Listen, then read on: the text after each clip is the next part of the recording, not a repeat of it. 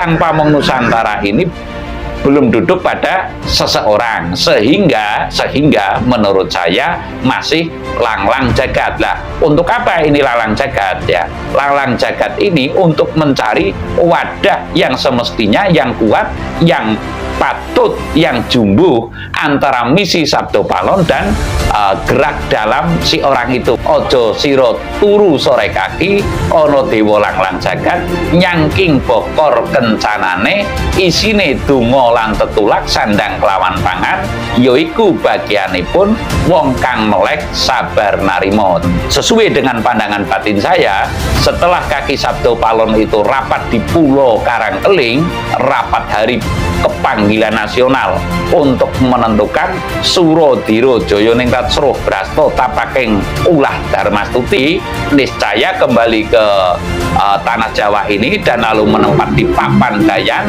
dan lalu selanjutnya akan mengadakan sebuah mungkin kata kasarnya itu revolusi alam. Tapi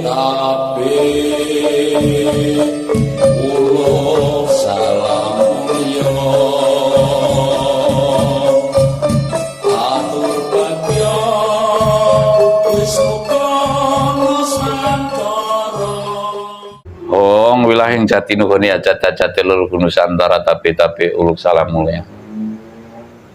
Saya sering melihat komentar atau membaca komentar bahwa kalau memang tanah Jawa ini ampuh ya, kalau memang tanah Jawa ini ada danyangnya, ada pamong Nusantaranya, tentunya tanah Jawa itu akan gemah ripah loh jinawi kertototo turaharjo, artinya tidak banyak bencana, di mana fungsi danyang seolah-olah begitu.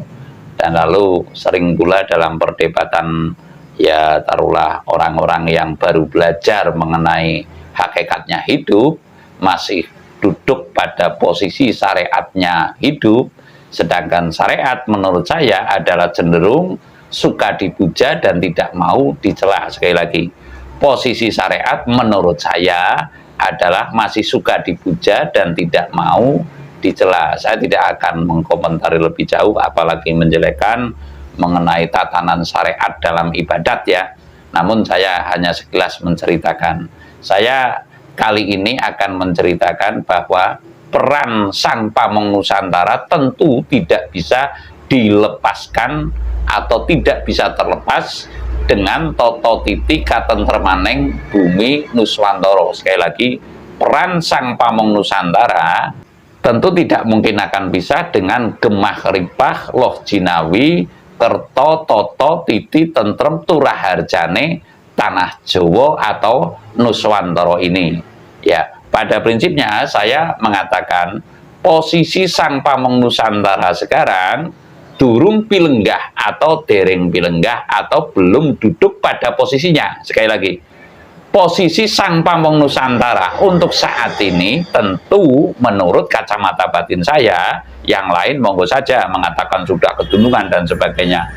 Posisi sang pamong Nusantara ini belum duduk pada seseorang, sehingga menurut saya masih langlang jagat. Lah, untuk apa ini langlang jagat ya? Langlang jagat ini untuk mencari wadah yang semestinya, yang kuat, yang patut, yang jumbuh antara misi Sabdo Palon dan gerak dalam si orang itu atau nurani si orang itu, bersih raganya, bersih jiwanya, bersih pemikirannya untuk bisa malenggah. Lah, saya mengatakan bahwasanya kalau orang kuno itu sering melantunkan sebuah tembang, ojo turu sore kaki, ojo turu sore kaki, ono dewa langlang jagat. Saya menurut pemahaman saya, kaki Sabdo Palon atau sang pamong Nusantara ini dalam posisi sekarang adalah sedang langlang jagat. Ojo turu sore kaki, ono dewa langlang jagat, nyangking bokor, bukan bokong, bokor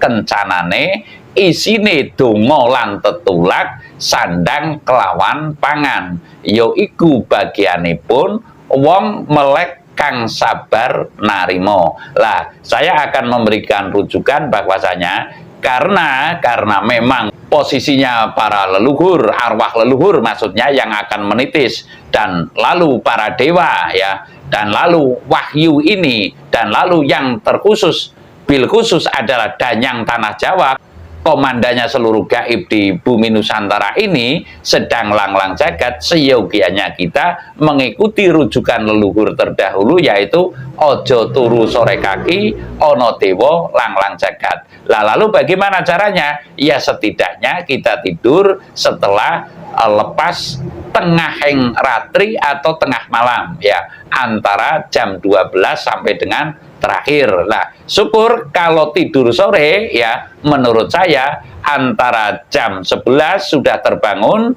lah nanti menyambut keheningan malam sampai pagi. Ada yang mengatakan itu ngukur dawane wengi, ya, ngukur panjangnya malam itu, sehingga kita niscaya akan bisa mendapat kepekaan, ataukah itu wisikan, ataukah itu melalui mimpi, untuk wacana ke depan bumi ini. Ya kita nggak bisa munafik, kita nggak bisa membohongi diri sendiri. Kita kehidupannya seolah-olah sekarang itu dihantui dengan banyaknya angin ribut, banjir, lalu gempa bumi, lalu mungkin menurut peneliti BMKG saja akan ada gempa megatrust yang nantinya bisa mencapai 34 meter, ya, tsunami-nya. Jadi menurut saya memberikan rujukan, ojo siro turu sore kaki, ono dewa langlang jagat, nyangking bokor kencanane, isine donga lan tetulak sandang kelawan pangan, yoiku bagianipun wong kang melek sabar narimo. Jadi pada prinsipnya saya mengatakan,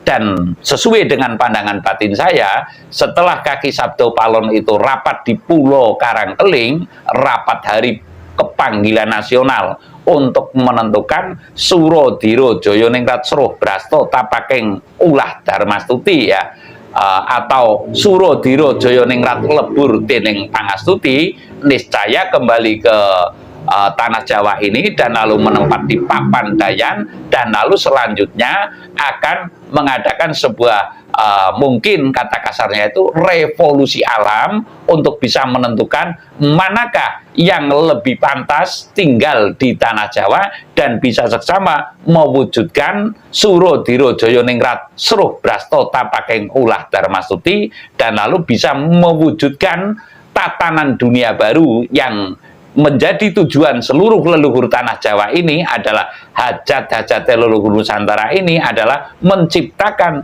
tatanan dunia baru di bumi Nusantara. Saya rasa demikian. Terima kasih.